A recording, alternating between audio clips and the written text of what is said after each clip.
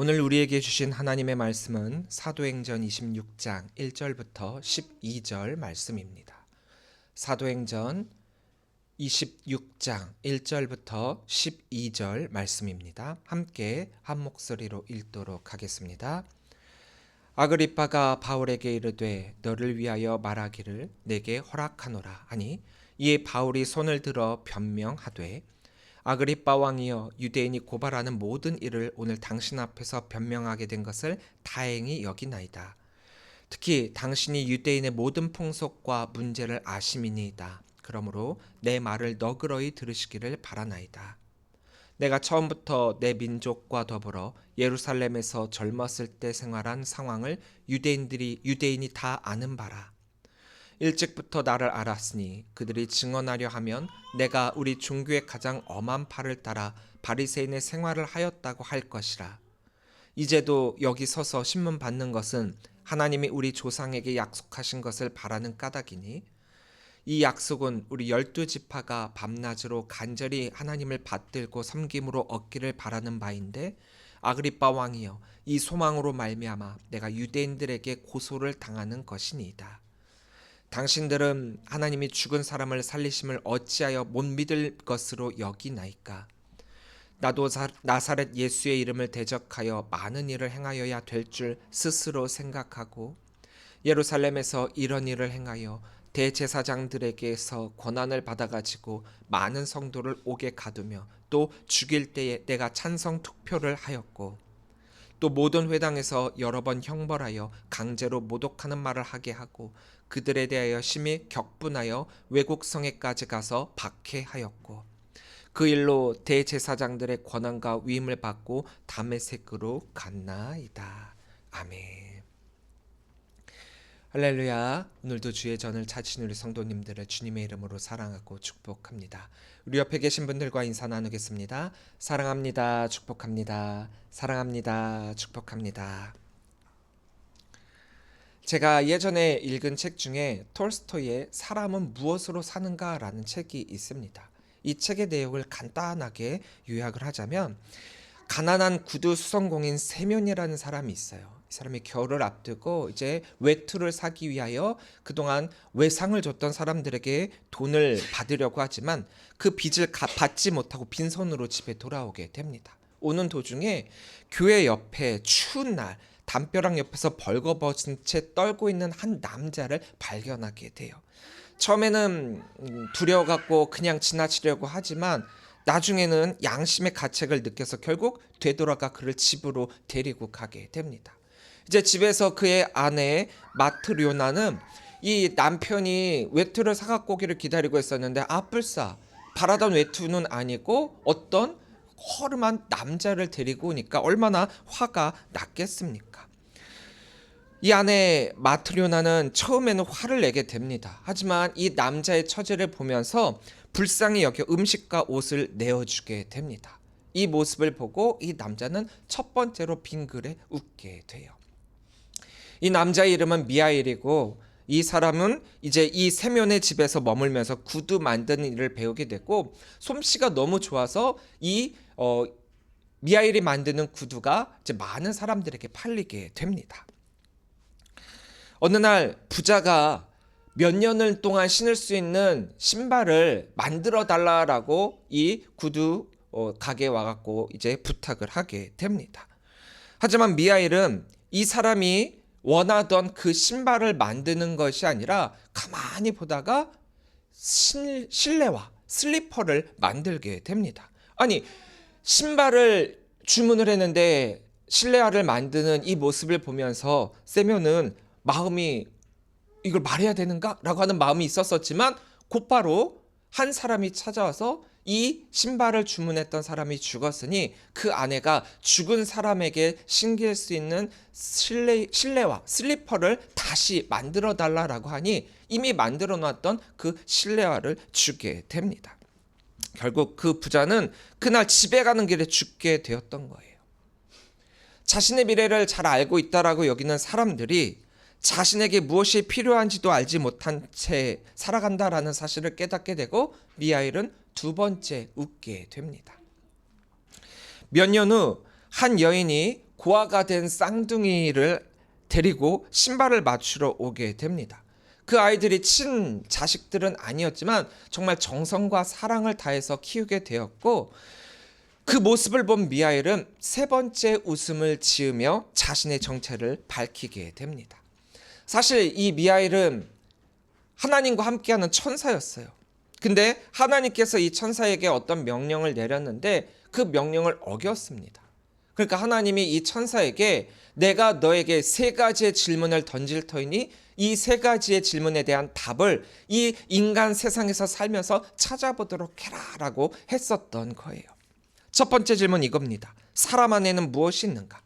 두 번째는 사람에게 주어지지 않은 것은 무엇인가? 세 번째는 사람은 무엇으로 사는가? 미하엘이 발견한 답은 이거였어요. 첫째, 사람 안에는 사랑이 있다. 사람은 계산이나 이익이 아니라 서로를 향한 사랑으로 살아간다라는 거죠. 둘째, 사람에게 주어지지 않은 것은 자신에게 무엇이 필요한지 아는 능력이다. 인간은 늘 내일을 계획하며 살아가고 나에게 다가올 미래를 소망하지만 자신의 생명조차 스스로 보장할 수 없다라는 거죠. 셋째, 사람은 사랑으로 산다라는 거예요. 사람은 빵이나 돈이나 물질로 살아가는 것이 아니라 하나님의 사랑과 또 서로를 향한 사랑으로 이 세상을 살아간다라는 것입니다. 우리가 살아가는 이유도 또 공동체가 유지되는 이유도 우리에게 신앙이 존재하는 이유도 바로 사랑이라는 이 이유가 있기 때문이라는 거예요. 오늘 본문 1절 말씀을 우리 함께 다시 읽도록 하겠습니다. 아그리빠가 바울에게 이르되 너를 위하여 말하기를 내게 허락하노라 하니 이에 바울이 손을 들어 변명하되. 자, 오늘 본문에 한 사람이 등장합니다. 바울이라는 이 사람은 자신의 삶 전체가 무엇으로 살아가고 있는지, 무엇으로 살아왔는지 드러내는 삶을 살아가고 또 지금 이 자리가 바울의 그 삶의 모습을 드러내는 자리가 되고 있습니다. 바울은 지금 자신의 죄인됨을 변명하기 위해서 이 자리에 서 있는 게 아니에요. 지금 여기에 있는 모든 사람들에게 자기가 어떠한 모습으로 쭉 살아왔는지 그 복음에 대해 선포하는 자리라는 거죠. 즉, 보통은 재판을 받으려고 자신의 그 무죄를 주장하기 위해 사람들은 대부분 주장을 하지만 바울은 그것을 주장하는 것이 아니라 자신이 무엇을 위하여 왜 살아가는 사람인지를 증언하려고 이 자리에 서 있다라는 거예요. 나의 삶의 이유가 무엇인가? 우리는 평소에는 이 질문에 대한 답을 찾아가려고 하지 않습니다. 왜냐? 너무나도 바쁘게 살아가기 때문이에요. 우리는 흔히 입에 달고 살아가는 말, 먹고 살기 바쁘다라고 하죠. 그러니까 매일매일 하루하루 어떻게 먹을까? 어떻게 지낼까? 어떻게 살아갈까? 제 아내는 요즘에 걱정하는 게 또 어떻게 우리 아이와 오늘 하루를 잘 놀 수 있을까? 매일매일 또 그런 삶을 살아가고 있어요. 그렇게 살아가다 보니까 내 삶을 어떻게 살아가야 하는지에 대한 그 이유에 대한 질문을 던지지 못하고 또 그에 대한 답을 찾지도 못하고 있다라는 거죠. 하지만 어느 날 우리의 그 삶은 우리에게 반드시 우리 삶의 이유를 설명할 수 있는가에 대한 그 문제를 던져주고 있습니다. 신앙은 결국 삶의 이유를 설명할 수 있는가의 문제라는 거예요. 바울은 준비가 되어 있었어요. 어느 자리에서든지 어떤 때든지 자신의 삶의 이유를 사람들에게 선포할 수 있는 준비를 하고 있었기 때문에 당황하지 않았고 변명하지 않았고 두려워하지 않았습니다. 왜냐? 바울은 늘 언제나 자신이 왜 사는지 무엇을 위해 살아가는지 이미 알고 있었기 때문이에요. 2절부터 3절 말씀입니다.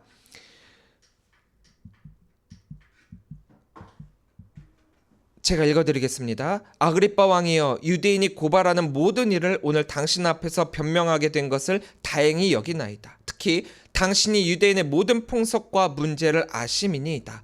그러므로 내 말을 너그러이 들으시기를 바라나이다. 바울에게 있어서 사실 지금 이 자리는요, 불필요한 자리예요. 우리가 지난주에 보았다시피 바울은 이미 황제에게 상소를 한 상황입니다. 그렇다면 이제 바울은 로마로 가기만 하면 되는 거예요. 로마로 가기로 결정이 났기 때문에 지금 이 자리에서 아그리빠 왕 앞에서 재판을 받을 필요가 없다라는 거죠. 더군다나 지금 아그리빠 왕에서의 이 재판은 정식 재판도 아닙니다. 하지만 바울은 그 자신의 삶의 이유를 설명함과 동시에 자신의 삶 전부가 된 이 복음을 선포할 수 있는 기회를 받았기 때문에 너무나도 좋은 자리다 여기면서 이 아그리빠 왕에게 감사를 표하고 있는 것이죠. 더군다나 이 아그리빠는 유대인의 전통과 종교 또 로마의 그 행정을 다 꿰뚫고 있는 사람이었었기 때문에 바울이 자신의 이 삶의 이유를 설명할 때 드러나게 되는 하나님과의 관계 또 유대교와의 관계를 설명할 때 잘 이해할 수 있었기 때문이죠. 비록 이방인 총독에게 자신에게 이 모든 것들을 설명을 했지만 잘 모르는 사람들에게 아무리 설명을 해봐야 이해는 되지 않겠죠. 이해가 부족할 수밖에 없습니다. 하지만 지금 여기에 있는 이 아그리빠 왕은 바울이 유대교에 대해서 자신이 어떻게 유대교의 사람이었고 또 어떻게 해서 개종해 갖고 이렇게 오게 되었는지를 설명을 할 때 가장 중심이 되는 하나님과의 관계를 설명할 때 다른 이방인 총독들과는 달리 잘 이해할 수 있기 때문에 마음 먹고 자신의 삶의 이야기를 제대로 펼칠 수 있었던 것입니다. 4절부터 5절입니다. 내가 처음부터 내 민족과 더불어 예루살렘에서 젊었을 때 생활한 상황을 유대인이 다 아는 바라. 일찍부터 나를 알았으니 그들이 증언하려 하면 내가 우리 종교의 가장 엄한 팔을 따라 바리새인의 생활을 하였다고 할 것이라. 난 열심히 있는 사람이었습니다. 나는 율법에 충성된 사람이었습니다. 종교적으로는 누구보다도 철저했습니다. 누가 보더라도 나는 바리새인적 삶을 살아왔습니다. 이것은 그 누구도 부인할 수 없는 나의 과거의 모습입니다. 지금 바울이 여기서 선포하고 있는 자신의 삶의 과거의 삶의 모습이라는 거죠. 근데 여기에는 중요한 사실이 하나 있습니다. 바로 자신의 유대적 신앙에 대한 열심은 그 누구보다도 컸지만 사실은 그 방향이 틀렸었다라는 거예요. 자신이 지금 이렇게 자기가 유대교에 몸을 담고 있었을 때 그 누구보다도 열심이었다라고 설파하고 있는데 방향은 틀렸었다라는 거예요.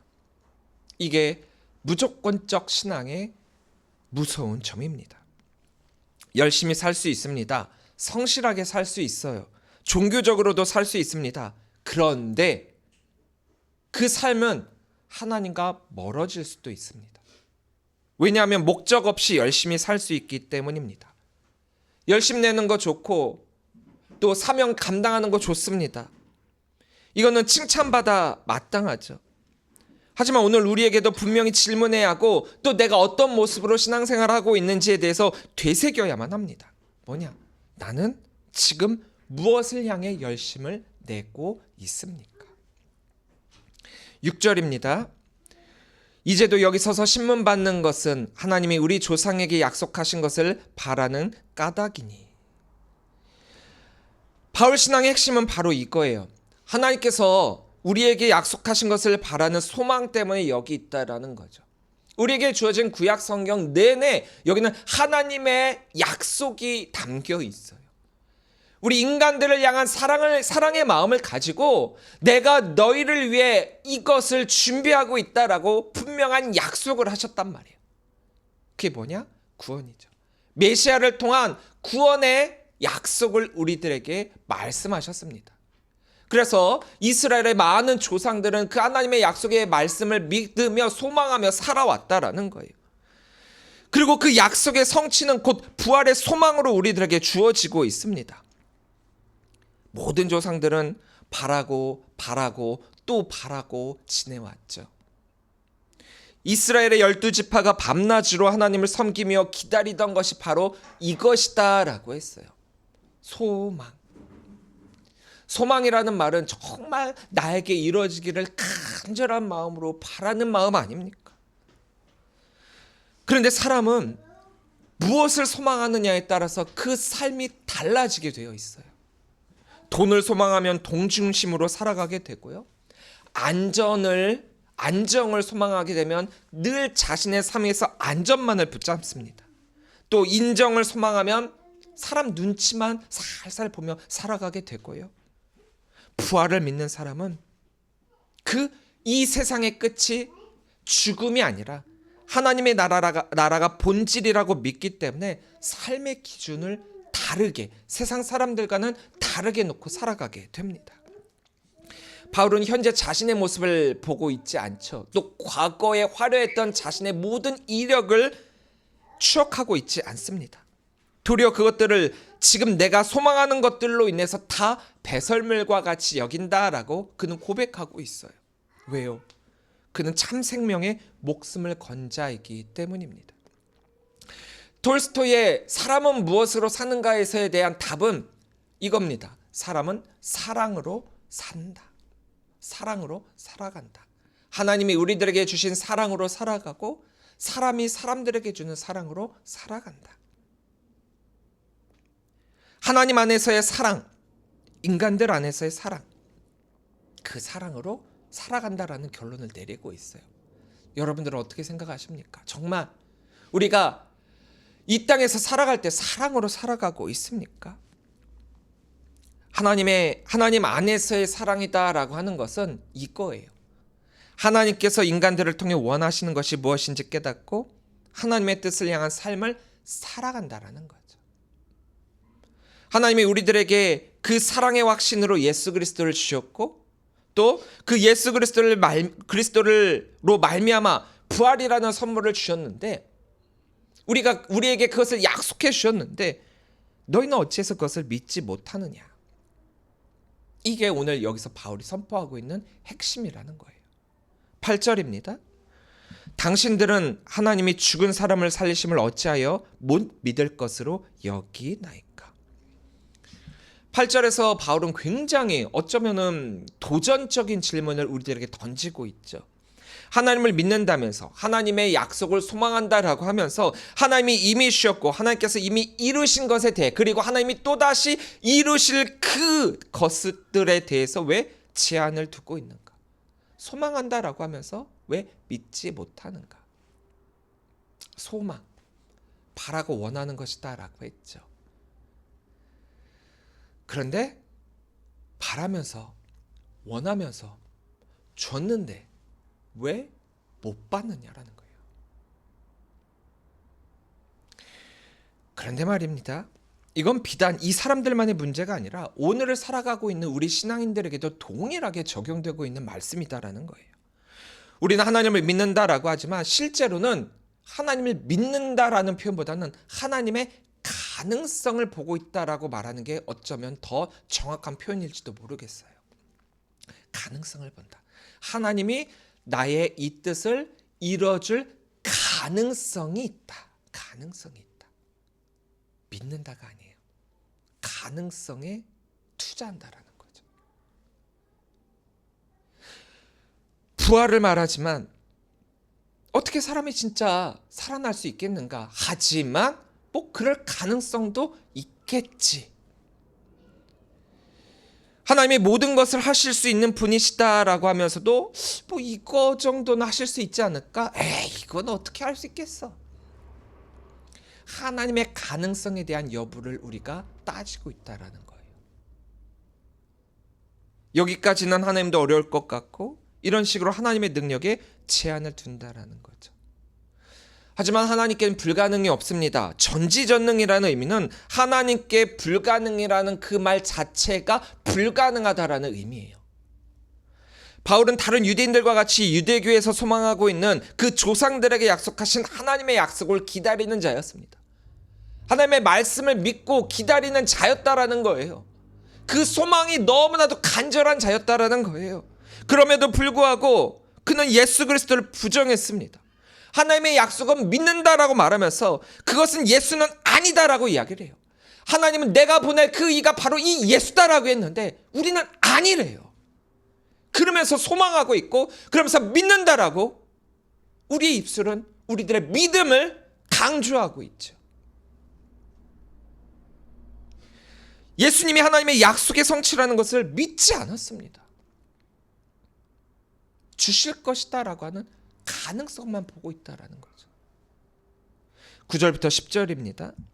나도 나사렛 예수의 이름을 대적하여 많은 일을 행하여야 될 줄 스스로 생각하고 예루살렘에서 이런 일을 행하여 대제사장들에게서 권한을 받아가지고 많은 성도를 오게 가두며 또 죽일 때 내가 찬성 투표를 하였고. 바울에게는 잘못된 확신이 있었어요. 아니, 틀린 확신이죠. 그렇게 해야 될 줄로 생각했다라는 거예요. 이거는 정말 틀린 확신입니다. 잘못된 걸 넘어뜨리고 완벽하게 아니라는 거예요. 그럼에도 말 그대로 그는 너무나도 당연하다는 확신을 가지고 있었습니다. 사실 신앙생활에서 가장 위험한 것은요, 의심이 아니에요. 의심이 아니라 하나님 없는 확신이라는 거예요. 하나님 빠진 확신, 하나님이 없는 신앙. 하나님이 존재하지 않는 사명이자 사역이요. 의심은요, 사실 굉장히 좋은 거예요. 더 강한 확신을 위한 의심. 의심이 될 때, 물음표가 될 때 저는 그것에 대한 강한 확신을 갖기 위해 정확하게 그 말씀을 깨달으라고. 그래서 목사님들에게 모르는 것이 있으면 항상 다가가갖고 먼저 질문하고 너의 믿음을 키워라라고. 저는 항상 그렇게 강조를 했어요. 의심이 아닙니다. 하나님 없는 확신이 우리의 신앙을 무너뜨리고 있어요. 대부분 문제가 있는 정치인들이 가장 입에서 많이 하는 말 중에 하나가 이건 다 국민을 위한 일입니다 라는 말이에요. 교회에서 문제를 가장 많이 일으키는 성도들이 하는 가장 많은 말이 이게 다 교회를 위한 일이래요. 그래서 문제를 일으키고 그래서 반대를 하고 그래서 사람들이 그걸 하지 못하지만 내가 그 사람들을 대신해서 십자가를 지고 이렇게 앞장선다라고 그렇게 이야기를 하죠. 하지만 말입니다. 정말 그들이 십자가를 지는 겁니까? 우리는요 아무데나 이 십자가를 진다라는 말을 끼워 넣어서는 안 돼요. 예수님이 십자가를 이렇게 볼품없는 것으로 만들어서는 안 된다라는 거죠.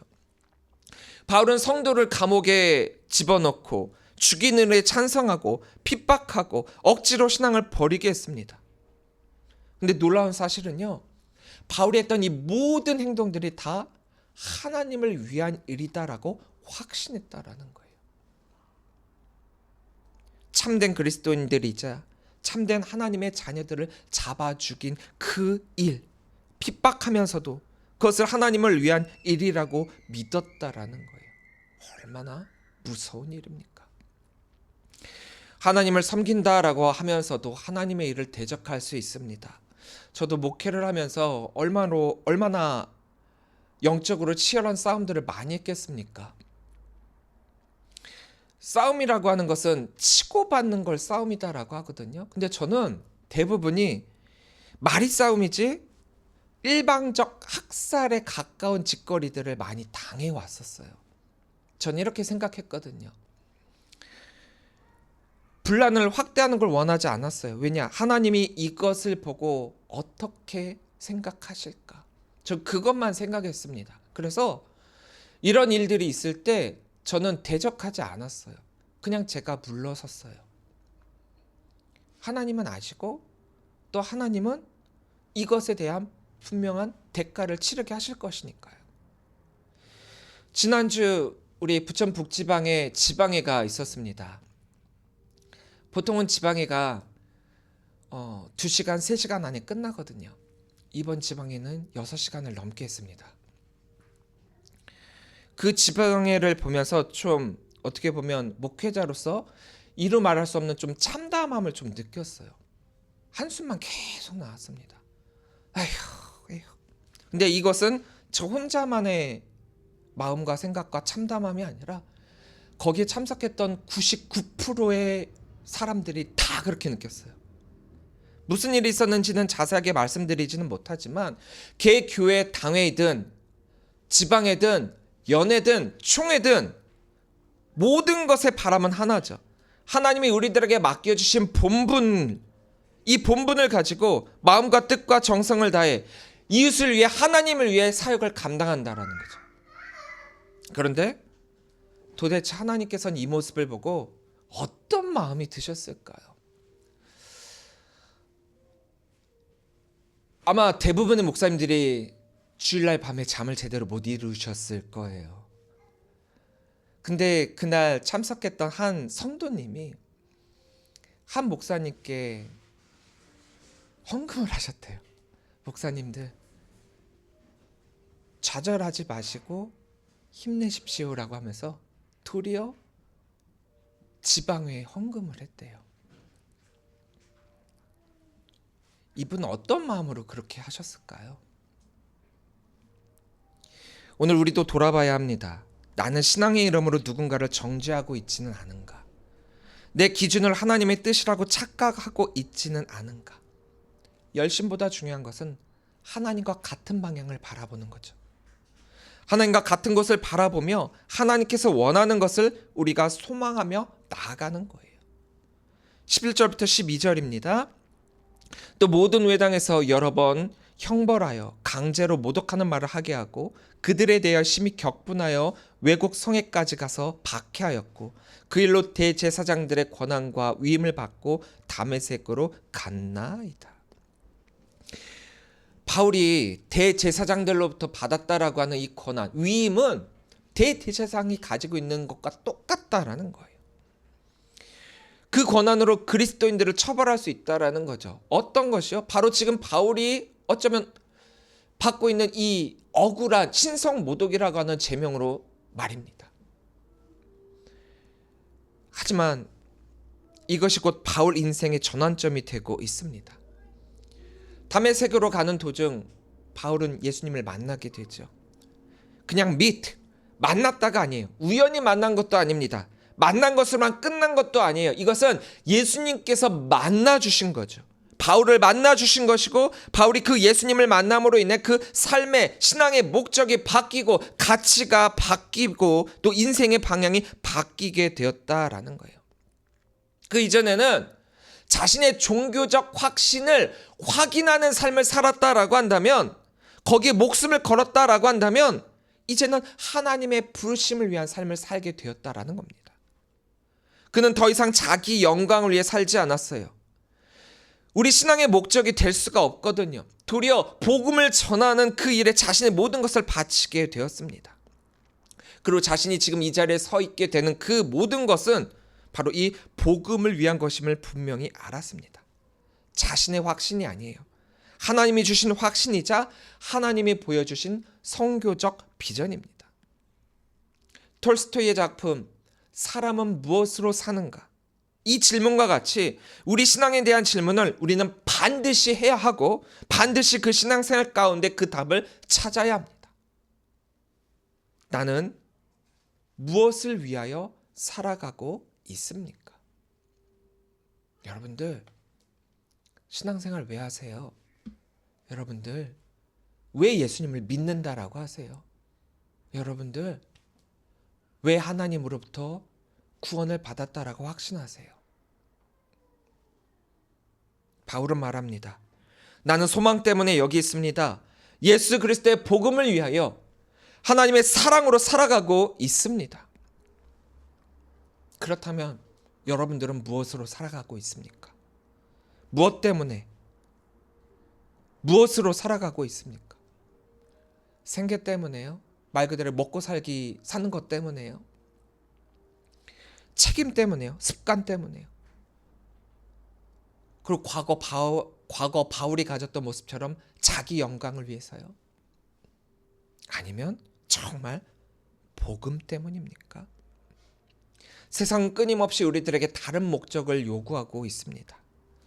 그러나 그 길 끝에는 참된 만족이 없죠. 언젠가 우리가 하나님 앞에 서게 될 때 그때 하나님은 우리들에게 물어보실 것입니다. 너는 왜 그렇게 살았느냐? 우리 삶의 이유와 목적, 과정 이것에 대해서 설명을 하라고 하는 거죠. 사랑하는 성도 여러분, 하나님께서 그때 물으실 때 우리는 뭐라 대답해야 되겠습니까? 오늘 결단하기를 원합니다. 열심히 사는 인생이 중요합니다. 하지만 열심히 사는 인생보다 더 중요한 것은 옳은 방향으로 사는 삶입니다. 열심히 사명을 감당하는 것 중요하지만 하나님의 뜻으로의 사명을 감당하는 게 더 중요합니다. 내 확신으로 사는 것도 좋지만 더 중요한 것은 하나님의 부르심을 따라 사는 신앙이라는 것을 잊지 마시기를 바랍니다. 그래서 우리 삶 전체가 하나님 앞에서 하나의 간증이 되어 오늘 바울이 모든 사람들에게 복음을 선포하듯 말할 수 있었던 것처럼 우리도 하나님 앞에서 나의 삶의 이유와 목적과 과정을 기쁨으로 설명하고 또 그 설명을 들은 하나님으로부터 잘했다 칭찬받을 수 있는 우리 귀한 성도들이 되시기를 주님의 이름으로 간절히 축원합니다. 기도하시겠습니다.